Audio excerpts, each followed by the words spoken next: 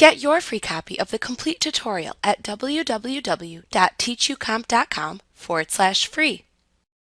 You use the sponge tool to make subtle changes to the color saturation of an area. To use the sponge tool, select that button from the toolbox and the tool options bar. Notice that it shares the same button with the dodge and burn tools.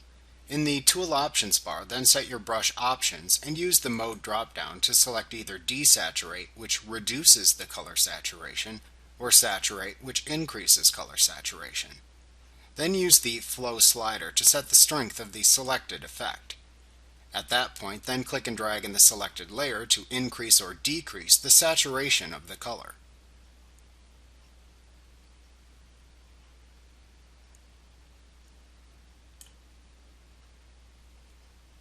Like what you see? Pick up your free copy of the complete tutorial at www.teachucomp.com/free.